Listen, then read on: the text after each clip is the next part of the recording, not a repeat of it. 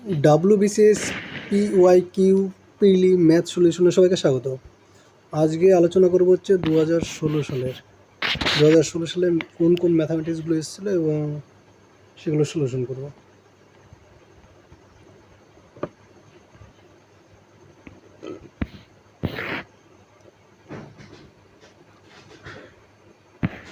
দেখো এখানে 35 নম্বর অঙ্কটাও আমাদের একটা ম্যাথের অঙ্ক দিয়েছে, বলেছে 232 সংখ্যাটির একক স্থানে সংখ্যাটি কত হবে?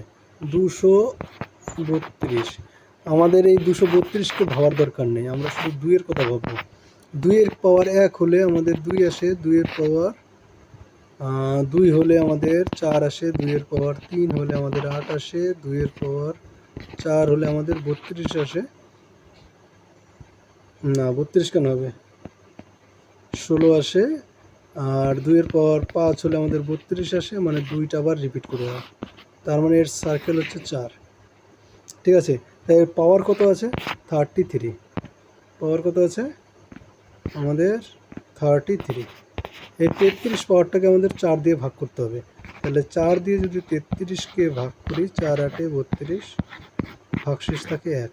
1 যখন থাকবে, 2-এর পাওয়ার 1 হলে আমাদের 2 আসে, তার জন্য আমাদের একক স্থানে কত আসবে? 2 আসবে। তাহলে এইটার যদি আমরা পাওয়ার বের করি, তাহলে এর একক স্থানে 2 আসবে। 2 বোঝা গেল তো? একক স্থানে 2 আসলো কী করে?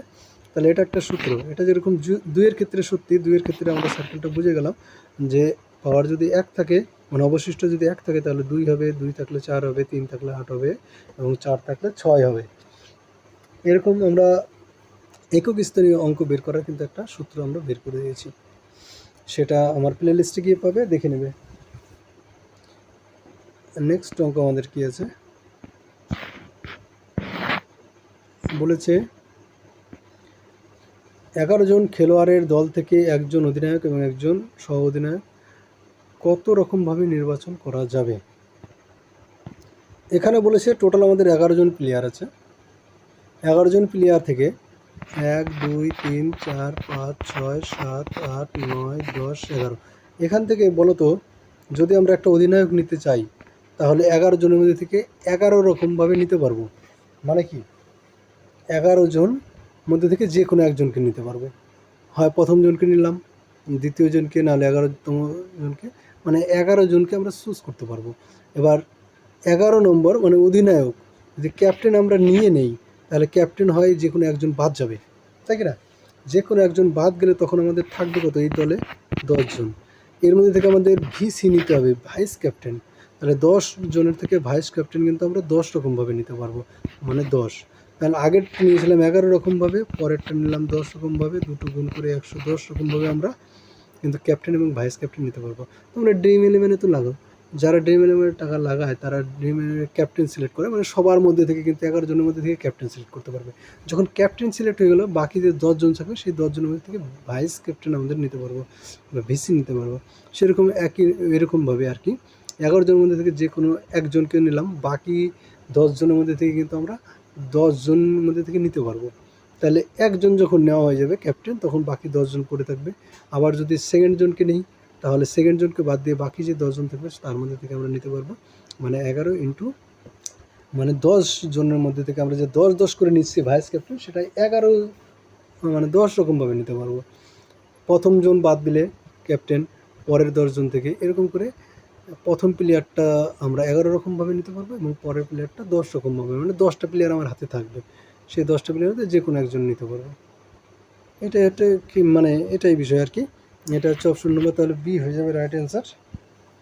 আর একটা সূত্র আছে, সূত্র দিয়েও তোমরা করতে পারো, পারমিউটেশন এবং কম্বিনেশনের সূত্র দিয়ে সেটা কিন্তু করা সম্ভব। 11 জন প্লেয়ার থেকে কজন প্লেয়ার নিচ্ছি আমরা? 2 জন প্লেয়ার নিচ্ছি। 2 জন প্লেয়ার নিলে 11p2, এটার সূত্র হচ্ছে উপরে হচ্ছে ফ্যাক্টরিয়াল 11 আর নিচে ফ্যাক্টরিয়াল 11 - 2। এটার মানটা বের করলে কিন্তু আমাদের হয়ে যাবে, ঠিক আছে? এটার মানটা যখন বের করতে যাবো আমরা, তখন এটা আমরা কিন্তু বের করতে পারবো। এটা হচ্ছে মানে 11 ইন্টু 10 ইন্টু ফ্যাক্টরিয়াল 9 করে থাকবে, আর নিচে 11 থেকে 2 বের করে ফ্যাক্টরিয়াল 9 কেটে যাবে, যারা পারমিউটেশন কম্বিনেশনের সূত্র পড়েছে তারা এটা বুঝতে পারবে। এবার পারমিউটেশনের উপরে দেখো 11 গুণিত 10 গুণিত 9 লিখলাম। এটার সূত্র হচ্ছে ধরো এটার সূত্রটা বলে দিই একটু, যে ফ্যাক্টরিয়াল 3 আছে, এটা মানে হচ্ছে 3 ইন্টু 2 ইন্টু 1। ফ্যাক্টরিয়াল 4 মানে হচ্ছে 4 ইন্টু 3 4 ইন্টু 3 ইন্টু 2 ইন্টু 1, মানে এক এক করে কমতে থাকবে। এবার দেখো এইটুকু মানে কি ফ্যাক্টরিয়াল 3, তার মানে এখানে ফ্যাক্টরিয়াল 4 মানে 4 ইন্টু ফ্যাক্টরিয়াল 3, এরকমভাবেই আমি করেছিলাম। তার মানে 4 সমান যদি 4 ইন্টু ফ্যাক্টরিয়াল 3 হয়, তাহলে 3 সমান সমান কী হবে 3 ইন্টু ফ্যাক্টরিয়াল 2, এরকম আর কি বিষয়টা। নেক্সট বলেছে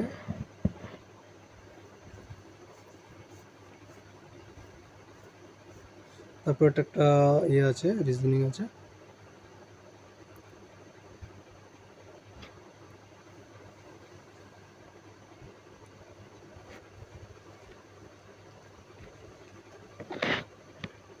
তারপর আমরা নেক্সট অঙ্ক খুঁজি।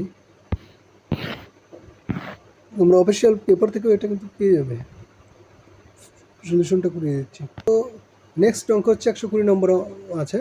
বলেছে দুটি বৃত্তের ব্যাসার্ধ অনুপাত 5:4 হলে তাদের ক্ষেত্রফলের অনুপাত কত হবে, সেটা আমাদের বের করতে হবে। বলো বৃত্তের ব্যাসার্ধ যদি আর হয় তাহলে এর ক্ষেত্রফল এরিয়া এ লিখে দিলাম। এরিয়ার সূত্র হচ্ছে পাই আর স্কোয়ার, পাই আর স্কোয়ার।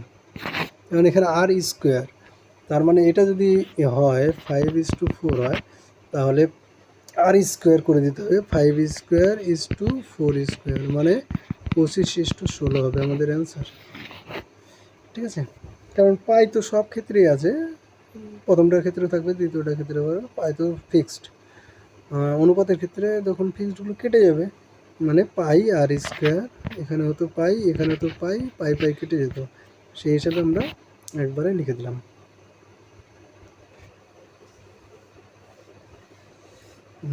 এটা দেখো 121 নম্বর অঙ্ক, এটাই আমাদের একটা বিশেষ জায়গা যখন জনসংখ্যা কমে গেছিল। হ্যাঁ, বৃদ্ধির হার ছিল না, কিন্তু বৃদ্ধির হার নেগেটিভ 1.77।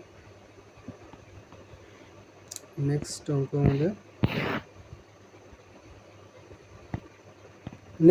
এই টাইপের অঙ্ক একটা ডাব্লিউবিপিতে এসেছিল গতবারে। যাই হোক 142 নম্বর অঙ্ক বলেছে একটি প্রশ্নপত্রে 100টি নম্বরে প্রশ্ন আছে, প্রতিটি সঠিক উত্তরের জন্য 2 নম্বর দেওয়া হয় আর ভুলের জন্য 1 নম্বর কেটে নেওয়া হয়। স্বাভাবিক জিনিস, ডাব্লিউবিসিএসে তোমাদের কেটে নেওয়া হয় 1/3, এখানে অর্ধেক কেটে নিয়েছে। একজন ছাত্র সবকটি প্রশ্নের উত্তর করে 80 নম্বর পেল, ছাত্রটি সঠিক কটি প্রশ্নের সঠিক উত্তর দিয়েছিল। এটা আমি অপশন টেস্ট দিয়ে করবো। হ্যাঁ, অঙ্কগুলোও করতে পারো, এক্স টেক্স ধরে বিতিকিচ্ছির অবস্থা হবে। যাই হোক আমি ওইভাবে করবো না, অপশন টেস্ট করবো। ধরে নিলাম যে 70টা ঠিক করেছে, 70টা ঠিক করার জন্য 140 নম্বর পাবে, আর 30টা ভুল করেছে, 30 বিয়োগ করলে কত আছে 110 আসে, কিন্তু পেয়েছে 80, তার মানে আমাদের অপশন নাম্বার ইয়ে হবে না। এটার ক্ষেত্রে 60-এর ক্ষেত্রে যদি বলে যে 60টা যখন ঠিক করেছে তো 120 নম্বর পেয়েছে, তাহলে 40টা ভুল করেছে, তাহলে 40 বিয়োগ ইকুয়াল টু 80, 80 নম্বর পেয়ে গেলো, মিলে গেলো, তার মানে এটাই আমাদের অ্যান্সার হবে, অপশন নম্বর বি। মানে অপশন টেস্ট করলাম। ঠিক আছে, 80টার ক্ষেত্রে কী হবে, 80 দুগুণে 160 বিয়োগ 20, 120, 40। 75-এর ক্ষেত্রে 75 দুগুণে 150 পাবে, মাইনাস 25 ইকুয়াল টু 125, তার মানে আমাদের অপশন নম্বর এটা ঠিক হলো, বি রাইট অ্যান্সার।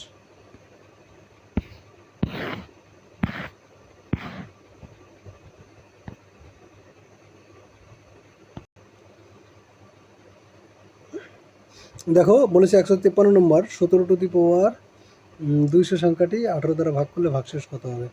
এবার একটু আমাদের ভাগ শিখতে হবে। ঠিক আছে, ধরে নাও এখানে 17 না থেকে আছে 19, তাহলে 18 দিয়ে যদি 19 টু দি পাওয়ার কত ভাগ করবো, 18 দিয়ে 19 টু দি পাওয়ার 200কে ভাগ করবো। সাপোজ আমরা বলিনি যে 19 ধরতে হবে, 19 না ধরে শুধুমাত্র অঙ্কটা করার জন্য, তাহলে এই ক্ষেত্রে কী করতাম, 18 দিয়ে 19কে প্রথমে ভাগ করতাম, একবার যাবে 18, 1 থাকবে, তার মানে একবারের জন্য 1 থাকলো, তাহলে 200 বারের জন্য কত থাকবে, 1-এর পাওয়ার 200 করে আমাদের 1 আসতো অ্যান্সার, তাই না। যদি 18-এর জায়গায় 20 থাকতো,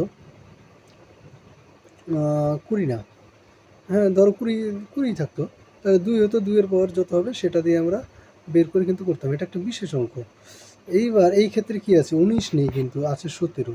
17 যদি থাকে তাহলে কি হবে, 18কে যদি আমরা 18 দিয়ে যদি 17কে ভাগ করি 1 দিয়ে দিলাম, এবার 18 লিখিয়ে দিলাম, বিয়োগ করলে আমাদের কত আসবে, -1 আসবে না? তাহলে -1-এর পাওয়ার আমাদের করে দাও 200 ইকুয়াল টু 1 আসবে। তার মানে ওই ক্ষেত্রেও কিন্তু আমাদের একই আমাদের ভাগশেষ থেকে যাবে। এটাই আর কি, খুব সিম্পল অঙ্ক, একটু শুধু ঘুরিয়ে বুঝতে হবে। এখানে 17 18 পরপরই সংখ্যা দেওয়া থাকবে, যদি থাকে এরপরে, এটা হচ্ছে শর্টকাট এর নিয়ম।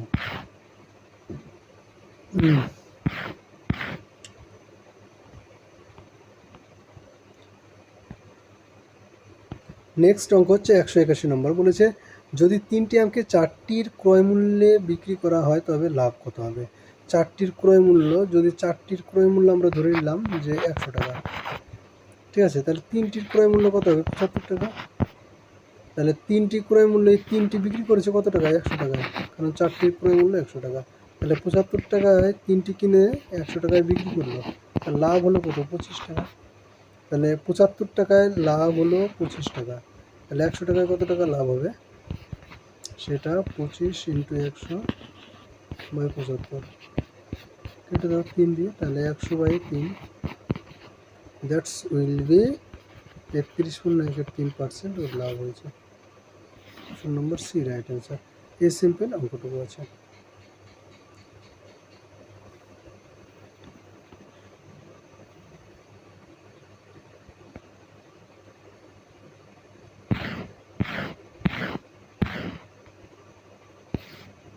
তারপরে দেখো এই অঙ্কটা আছে 188 নম্বর অঙ্ক, বলেছে এক্স হলো 0 এবং 1-এর মধ্যে একটি সংখ্যা, তাহলে নিচের কোনটি সঠিক হবে। 0 এবং 1, 0 আর এখানে হচ্ছে 1, তার মাঝামাঝি একটা সংখ্যা ধরে নিলাম 1/2 মানে 0.5, 1/2 মানে 0.5, এটাকে ধরে নিলাম। ধরে নিয়ে দেখি তো কী হয়। এখান থেকে আমরা সূত্রটা নির্ণয় করব, 0.5, তাহলে 0.5-এর যদি স্কোয়ার করি, প্রথমটা যদি করি যায় রুট করা মানে কি, উভয় দিকে স্কোয়ার করে দিই। তাহলে উভয় দিকে যদি স্কোয়ার করে দিই তাহলে এটা আমাদের চলে আসলো x² x। এটা ঠিক না ভুল আমাদের দেখতে হবে। x² করলে আমাদের 0.5কে যদি স্কোয়ার করে 0.25, দ্যাটস 0.5। একইভাবে 0.5 মানে 50, সেটা কিন্তু আমাদের ভুল হয়ে গেল, তাই না। 0.5 কি 0.25 মানে 4 আনা, 8 আনা থেকে বড়, এটা হয় নাকি, হয় না। আর এটা দেখি, তারপরে এটা বলেছে 0.5, 1/0.5, 1/0.5 মানে কত, 0.5 না 1/2 ধরি, তাহলে 1/1/2 ধরলাম, তাহলে এখানে হলো 2।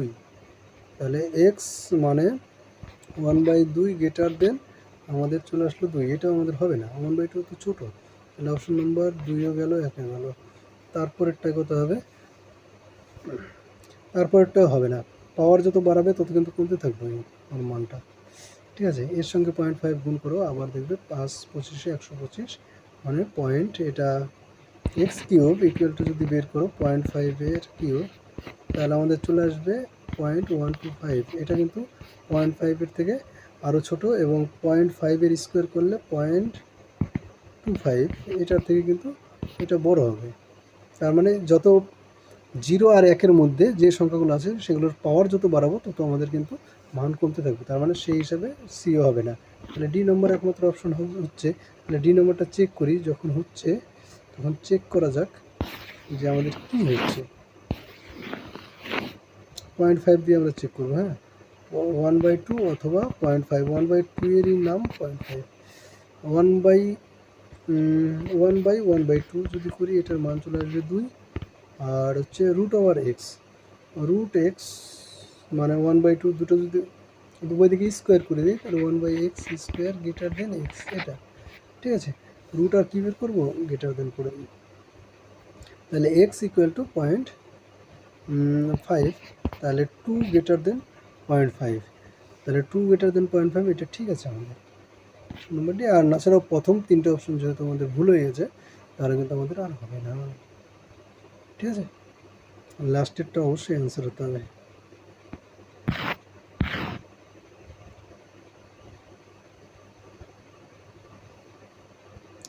তারপর একটা খুব সুন্দর অঙ্ক দিয়েছে, অনুপের মাহিনা মাহিনা মানে কি বেতন বরুণের থেকে 30% বেশি, বরুণের মাহিনা অনুপের থেকে শতকরা কত কম?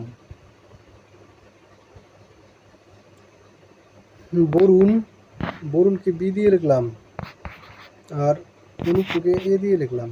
বলেছে বরুণের মাহিনা থেকে 30% বেশি, অনুপের মাইনা 30% বেশি, মানে বরুণের যদি 100 টাকা হয় তাহলে এর হচ্ছে 130 টাকা, তাহলে 30 টাকা কম, 130 টাকায় হচ্ছে 30 টাকা কম হচ্ছে, তাহলে 100 টাকায় কত টাকা কম হবে সেটা আমাদের বের করতে হবে। উপরে 100 দিয়ে গুণ আর নিচে চলে আসবে 130, শূন্য কেটে গেল, তাহলে 300/13।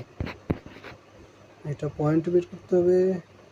13 দুগুণে 26, 40, 3 13 39, পয়েন্ট 1 থাকবে, 1কে 23 পয়েন্ট, একটাই আনসার আছে 23, সেটা হচ্ছে সি। আর করলাম না, 23 এখানে গিয়ে মিলে গেল, আর কোনোটাই 23 নেই। 23 পয়েন্ট থাকলে আরেকটু আমাদের ভাগ করতে হতো। ঠিক আছে, চলো দেখা যাক পরের অঙ্ক। নেক্সট আমাদের কি আছে, আর কি অঙ্ক আছে? আছে একটা অঙ্কই রয়েছে, সেটা বলেছে কি 3টি গাড়ির গতিবেগ 2:3:4, ওই 3টি গাড়ি একই দূরত্ব অতিক্রম করতে যে সময় নেবে তার অনুপাত কত হবে? গতিবেগ বাড়লে সময় কম লাগে, তার সব ব্যস্ত অনুপাত করে দাও। 2:3:4 আছে, এটাকে ব্যস্ত অনুপাত করে দেবো 1/2:1/3:1/4। 12 দিয়ে সবাইকে গুণ করে, তাহলে 6:4:3। কারণ কি গতিবেগের সঙ্গে আমাদের অতিক্রান্ত দূরত্ব ব্যস্ত অনুপাতে থাকে, তাই আমরা ব্যস্ত অনুপাত করে দিলাম। এটা যদি গতিবেগ হয় তাহলে এদের সময়ের অনুপাত এটা হবে। থ্যাংক ইউ সবাইকে।